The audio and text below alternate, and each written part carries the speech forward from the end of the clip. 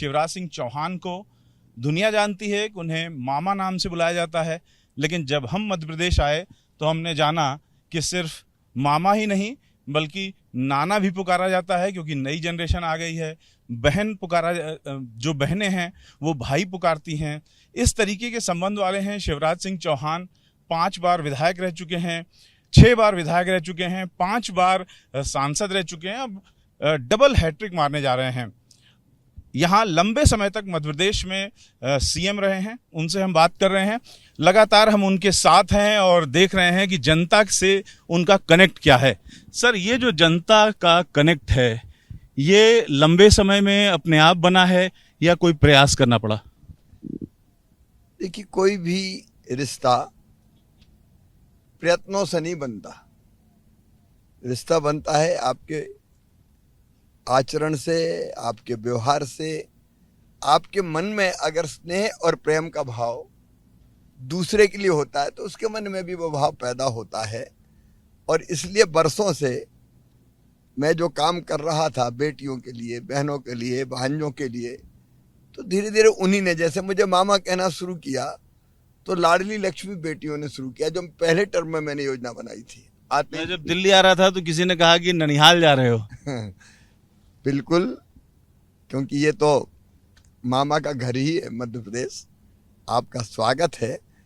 तो आप जो काम करते हैं उस काम के आधार पर और आपके व्यवहार के आधार पर रिश्ते बनते हैं। लाडली लक्ष्मी योजना ने बेटियों की जिंदगी बदली। बेटियों ने मुझे मामा कहना शुरू किया। फिर महिला सशक्तिकरण की योजनाएं बनी। मसलन सबसे पहले 50% रिजर्वेशन स्थानीय निकाय के चुनाव में बहनों को मध्य प्रदेश ने दिया।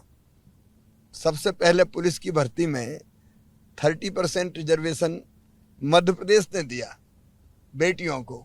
तो ऐसे रिश्ते काम के आधार पर बनते चले गए। और देखिए, सबसे बड़ी बात यह है, मेरे लिए जनता जनता नहीं है, मैं नेता नहीं हूँ।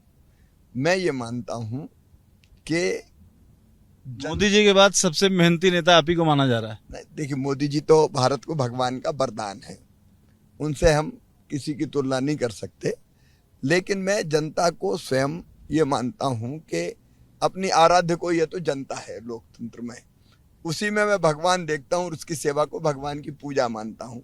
ये भाव मन में होता है तो लोगों के मन में भी प्रेम उत्पन्न होता है। तो ये तो परस्पर प्रेम, आत्मीयता और विश्वास का रिश्ता। आपके कनेक्ट की बात करते रहेंगे। एबीपी न्यूज सी वोटर का जो सर्वे है उसमें प्रधानमंत्री पद के लिए मोदी जी लगातार बहुत लंबी बढ़त बनाए हुए हैं। तो क्या लगता है, विपक्ष क्या कंफ्यूज है, अपना नेता नहीं तय कर पा रहा है? क्या वजह है इतने बड़े गैप की? सबसे बड़ी बात तो ये कि विपक्ष अच्छी तरह जानता है कि मोदी जी का कोई विकल्प नहीं है। हारी हुई लड़ाई लड़ रहे हैं वे, और अलग अलग कारणों से डरे हुए। किसी ने करप्शन किया है तो डरा हुआ है कि कार्रवाई हो जाएगी, कोई परिवारवादी है इसलिए डरा हुआ है। तो वो कोशिश इकट्ठी होकर करते हैं कि चुनौती दे पाएं। यही तो वो नैरेटिव बना रहे हैं कि डराया जा रहा है। ने डरे हुए हैं मोदी जी की लोकप्रियता से, और किसी कारण से नहीं कह रहे। वो डरे हुए हैं मोदी जी की लोकप्रियता से। और दूसरा डर होता है जो गलत काम करता है उसके दिल में। अगर गलत काम नहीं किया तो डर काहे का? केजरीवाल की बात कर रहे हैं? नहीं, मैं किसी की भी, अगर डरते हैं तो इसलिए किसी ने गलत काम किया है तो वो डरता है। और डरे हुए लोग जिन्होंने कई तरह के अनैतिक काम किए हैं, भ्रष्टाचार किया है, वो एक होने की कोशिश करते हैं। लेकिन ये एकता विचारों की एकता नहीं है। नेता को लेकर के कोई एक राय क्यों नहीं बन पा रही है विपक्ष की? क्या ये वजह है मोदी जी की बड़ी बढ़त की? नहीं, कोई भी नेता चुन ले, वो कितने भी एक हो जाए, मोदी जी जनता के दिलों में बसते हैं अपने समर्पण के आधार पर, देशभक्ति के आधार पर, विकास के कामों के आधार पर। जनता की जो जिंदगी उन्होंने बदली उसके कारण जनता उन्हें अपना देवता मानती है और लोग उनकी पूजा करते हैं। विपक्ष ये कह रहा है कि हेमंत सोरेन को जेल भेज दिया, केजरीवाल को जेल भेज दिया, डरा रही है बीजेपी सरकार।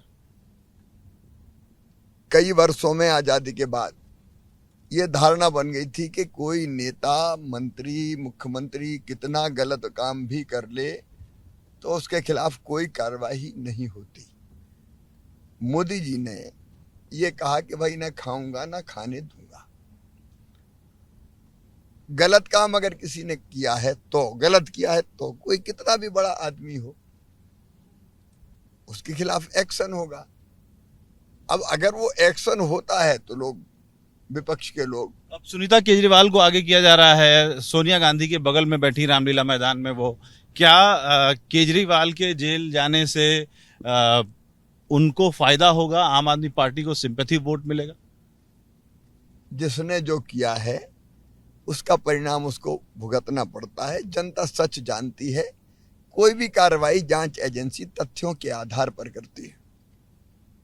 तो जो यहाँ पर नेता हैं, कमलनाथ हों या दिग्विजय सिंह हों, बड़े नेता हैं ये, और एक अपने बेटे के लिए प्रचार में व्यस्त हैं और दिग्विजय सिंह अपनी निजी सीट के लिए, क्या बड़े लेवल पर इनका इम्पैक्ट इस बार बन पाएगा? क्योंकि 2 सीटों में फंस करके रह गए। ये तो हारी हुई लड़ाई लड़ रहे हैं खुद भी। मध्य प्रदेश में कांग्रेस जानती है कि 29 की 29 सीटें वो हार रही है, इसलिए दिग्विजय जी जैसे नेता अभी से ईवीएम का रो रहे हैं ताकि हार को जस्टिफाई। वो तो कह रहे हैं कि हम हैं और अपने सामने 399 प्रत्याशियों को खड़ा करने का प्रयास कर रहे हैं। इसका मतलब क्या है? इसलिए कि वो चुनाव में भरोसा ही नहीं करते।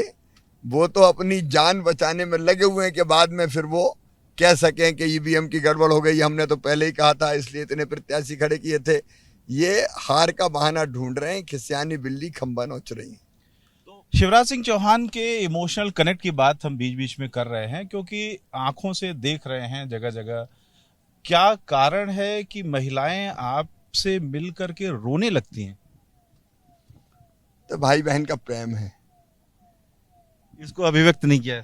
हाँ, इसको शब्दों में बयान नहीं किया जा सकता है, तो समझा ही जा सकता है, महसूस किया जा सकता है। ये रिश्ता है दिल का और अंतरात्मा का।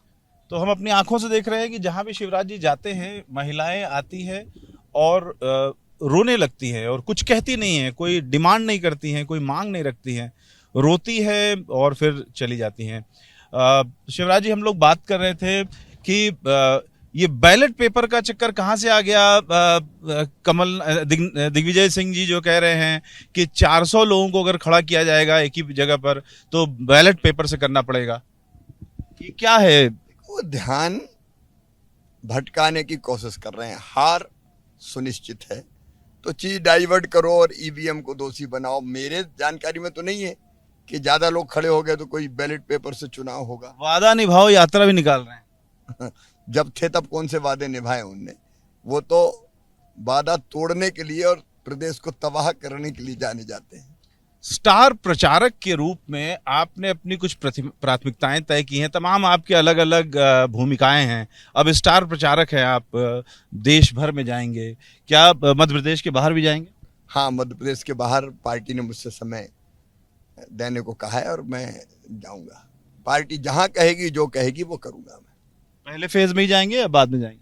अभी तो 13, 14, 15, 16 ये तारीख है मैंने दी है, क्योंकि तब तक यहाँ व्यस्तता है। तो कुछ प्राथमिकताएं कुछ आपने सोचा है? पार्टी, मेरी तो प्राथमिकता पार्टी तय करती है। इंडिविजुअली हम कोई विचार नहीं करते। हम आत्म केंद्रित नहीं है कि मेरी प्राथमिकता ये। पार्टी जो प्राथमिकता तय करती है वही हमारी प्राथमिकता है। तो विदिशा से आप दूसरी बार हैट्रिक लगाने जा रहे हैं, की ओर बढ़ रहे हैं सांसद के रूप में। अगली सरकार जो आएगी उसमें आप कौन सा मंत्रालय सूट करेगा आपको? देखिए, ये सोचना, मैं अभी इतना जानता हूँ, मैं सांसद का चुनाव लड़ रहा हूँ, मैं सांसद रहूंगा और सांसद रहना भी कम महत्वपूर्ण नहीं है। सांसद रह के अगर आप एक संसदीय क्षेत्र को आदर्श बना पाए, प्रधानमंत्री श्रीमान नरेंद्र मोदी जी की योजनाएं ढंग से इम्प्लीमेंट करा पाए, अपने क्षेत्र का विकास कर सकें, समाज के हर वर्ग का कल्याण कर सकें, तो आपका जीवन सफल, सार्थक और धन्य है। मैं अब इससे ज्यादा नहीं सोचता। बिल्कुल। लेकिन एक बात है कि जनता, एक प्रश्न बहुत ज्यादा जनता के मन में आ रहा है कि पुराने मैनिफेस्टो में आप लोगों ने जो कुछ भी कहा था लगभग कर दिया, अब नई सरकार बनेगी तो कुछ बचेगा नया करने को? क्या नए वादे होंगे, क्या नया करने वाली है सरकार अगले टर्म में? ये वोट देने से पहले जनता जरूर जानना चाहेगी। विकास एक निरंतर चलने वाली प्रक्रिया है। पहले हमने देखे थे गंदे रेलवे स्टेशन, अव्यवस्थित ट्रेन, अब वंदे भारत ट्रेन चल रही है। वंदे भारत के बाद बुलेट ट्रेन का युग मोदी जी के नेतृत्व में आ रहा है। पहले सिंचाई कैनाल इरिगेशन से होती थी, अब ड्रिप और स्प्रिंकलर से। आपके कैनाल इरिगेशन नहीं, पाइपलाइन बिछा के इरिगेशन कर रहे हैं ताकि कम पानी में ज़्यादा सिंचाई हो जाए। ऐसी विकास एक निरंतर चलने वाली प्रक्रिया है। एक काम पूरा होता है तो अगला विकास काम। के अलावा भी आप लोगों के पास बड़े बड़े मुद्दे रहे हैं, धारा 370, राम मंदिर, काशी, तमाम बड़े मुद्दे थे। क्या कुछ और मुद्दे आने वाले हैं? भारतीय जनता पार्टी हमारे देश का दर्शन, जीवन मूल्य, परंपराएं ऐसी है जो केवल भारत का नहीं, दुनिया का कल्याण करने की क्षमता रखती है। और मेरा अपना विश्वास है कि भौतिकता की अग्नि में दग्ध विश्व मानवता को शाश्वत शांति के पथ का दिग्दर्शन भारत कराएगा। भारत अब दुनिया का नेतृत्व करने की स्थिति में आएगा। अगले टर्म में, तीसरे टर्म में प्रधानमंत्री जी के, भारत तीसरी सबसे बड़ी अर्थव्यवस्था बन जाएगा। एक नहीं, ऐसे अनेकों काम है जिसको एक शब्द में अगर मैं कहूं तो विकसित भारत। प्रधानमंत्री जी ने जो लक्ष्य तय किया, प्रधानमंत्री जी कोई आज की नहीं सोच। जाहिर है कि समिति 2047 का भारत कैसा होगा, 2070 में नेट जीरो का टारगेट उन्होंने रखा है। तो हमारे लक्ष्य हैं विश्व कल्याण के। भारत का तो कल्याण हो गई, देशभक्ति के भाव से भर के हम, लेकिन भारत के कल्याण के साथ साथ दुनिया की बेहतरी का भी प्रधानमंत्री सोच रहे हैं। मैनिफेस्टो कमेटी के आप सदस्य हैं, कब तक मैनिफेस्टो आ जाएगा और क्या कुछ ऐसी बातें भी हैं जो अभी की जा सकती हैं? नहीं, देखिए, मैनिफेस्टो कमेटी देश भर से जो सुझाव आए हैं, हजारों लोगों के सुझाव आए, उनका अध्ययन कर रही है। आपस में विचार विमर्श का एक दौर पूरा हुआ है। कल यानी 4 तारीख को फिर एक बैठक है। उस बैठक के बाद फिर प्रधानमंत्री जी हमारे विजनरी नेता हैं जिनके दिमाग में विकसित भारत के कई आइडियाज है। सब चीजें देखने के बाद अंतिम रूप दिया जाएगा। इस बार के चुनाव का मुख्य नारा क्या है, मुख्य मुद्दा क्या है? क्या लोगों से आप कह रहे हैं? विकसित भारत का निर्माण जो प्रधानमंत्री जी का संकल्प है। बाकी नारे अभी बन रहे हैं, वो सामने आएंगे, लेकिन अगर एक पंक्ति में कहा जाए तो विकसित भारत ही हमारा लक्ष्य। और विकसित भारत का मतलब केवल इंफ्रा का विकास नहीं होगा, केवल इंफ्रा का विकास नहीं होगा, इंफ्रा के अलावा इंसान का, समाज के हर वर्ग का विकास उसमें निहित है। कुछ कुछ छुटपुट घटनाएं होती रहती हैं। आपने शायद सुना हो, अभी कांग्रेस ने ट्वीट किया है, छिंदवाड़ा में डॉक्टर जो मोहन जी हैं, उनका एक वीडियो वायरल हुआ है। ठीक है, ठीक है, उनका एक वीडियो वायरल था, उसमें मोहन यादव जी बहुत बढ़िया काम कर रहे हैं और मैं उनके कामों का अभिनंदन करता हूं। केंद्र की अलग अलग योजनाओं की जो बहनें हैं उनसे आप अलग अलग मिल रहे हैं, थीम बेस्ड तरीके से आप प्रचार कर रहे हैं? नहीं, कोई थीम नहीं, जनता ही भगवान है। हमारी तो एक ही थीम है, जनता की सेवा, भगवान की पूजा है। एक बार हम जरूर चाहेंगे कि लोगों की ओर कैमरा जाए। जिस तरीके से शिवराज जी का स्वागत लोग करते हैं, उनको हम दिखा रहे हैं कि जगह जगह पर शिवराज जी रुकते हैं और लोगों से मिलते हैं। 2 जगह हम बीच में रुक चुके हैं और हमारी शिवराज जी से बातचीत हो रही है, लेकिन बीच बीच में लगातार शिवराज जी से मिलने के लिए लोग जगह जगह इकट्ठा है और शिवराज सिंह चौहान इसी तरीके से हर बार उतर जाते हैं और लोगों से बात करने लगते हैं। ये नारियल का गोला, ये पैसे बहनों ने दिए हैं शिवराज सिंह चौहान को। दरअसल शिवराज सिंह चौहान के साथ अगर आप निकलें दिन भर के लिए, तो आपको ये एहसास होता है कि शिवराज सिंह चौहान दरअसल एक जन नेता हैं, जन नायक हैं, लेकिन पार्टी के कर्मठ कार्यकर्ता हैं। उनसे जब बात करिए तो वो पार्टी के कर्मठ कार्यकर्ता की तरह नजर आते हैं, लेकिन इन जो तरीका है लोगों का, बहनों का, कि उनको जगह जगह पैसे देती हैं, ये पैसे क्यों देती हैं? चुनाव लड़ने के लिए दे रही है अभी तो उनको ये पता नहीं है कि आपके पास बहुत पैसा है? वो भाई की स्थिति जानती है, ये उनका प्रेम है। अच्छा, हम नहीं जानते हैं लेकिन बहनें जानती हैं। शिवराज सिंह चौहान प्रचार पर निकले हैं, स्टार प्रचारक हैं और जगह जगह लोग मिल रहे हैं, उनका स्वागत कर रहे हैं। तमाम राजनीतिक चर्चाएं हमने की, अब थोड़ी व्यक्तिगत चर्चा भी करेंगे। किस तरीके का चुनावी जीवन आपका आजकल रहता है? जो एक सवाल हमेशा रहता है, क्योंकि लोगों को उत्सुकता रहती है कि नेता का जीवन कैसा है। सुबह उठना, कितने बजे आप उठ रहे हैं, क्या कुछ कर रहे हैं, किस तरह का आजकल दिनचर्या है? एक तो जीवन केवल चुनावी नहीं, आम तौर पर जब आपका लक्ष्य होता है अपने देश के लिए काम करना या अपनी जनता की सेवा करना, तो आपके पास कभी फुर्सत हो नहीं सकती। चाहे आप विधायक रहें, चाहे आप सांसद रहें, चाहे आप मुख्यमंत्री रहें। मैं अपने दिन की शुरुआत सवेरे 5:30 बजे करता हूं और दिन का नहीं, वो तो रात हो जाती है। हम रात को 12:30 बजे तक निरंतर काम करते हैं। कई बार इससे ज़्यादा समय भी हो जाता है, क्योंकि अगर आप काम करना चाहते हैं तो करने के लिए काम बहुत है। तो चुनाव हो या चुनाव ना हो, व्यस्तता तो 24 घंटे में से 18-19 घंटे की रहती ही है। कभी मन करता है कि खूब सोएं? अभी तक तो नहीं किया। तो इस तरीके से देखिए, फिर आ गए हैं लोग। लगातार चुनाव का जो प्रचार है वो चल रहा है और शिवराज सिंह इसी तरीके से हमसे बात भी करते जा रहे हैं और लोगों से मिलते भी जा रहे हैं। यही पूरे दिन की दिनचर्या है। शिवराज सिंह के साथ हम पूरे दिन हैं। मध्य प्रदेश की जनता से एक स्नेहिल संबंध रखने वाले शिवराज सिंह चौहान हमारे साथ हैं, जो कि बीजेपी के स्टार प्रचारक भी हैं। 6 बार विधायक रह चुके हैं और 5 बार सांसद रह चुके हैं। सबसे लंबे समय तक मुख्यमंत्री रहे हैं मध्य प्रदेश के। देखिए किस तरीके से स्वागत हो रहा है। आष्टा में है हम इस समय। देवास की ये लोकसभा सीट है और फूलों से स्वागत हो रहा है शिवराज सिंह चौहान का। लगातार शिवराज सिंह चौहान जहां भी जाते हैं, फूलों से उनका स्वागत होता है। बेटियां और बहनें शिवराज सिंह चौहान से मिलने के लिए पास आती हैं, तो शिवराज सिंह चौहान इस तरीके से हाथ मिलाते हैं। हम देख रहे हैं कि मेरे बाएं हाथ पर तमाम जो बेटियां और बहनें हैं वो साथ में हैं। सर, बेटियां और बहनें बहुत आपके कार्यक्रम में आती हैं आपसे मिलने। मैं उनका भाई और मामा हूँ। उनका स्नेह और प्रेम सदैव मिलता है और उनकी सेवा ही मेरे लिए भगवान की पूजा है।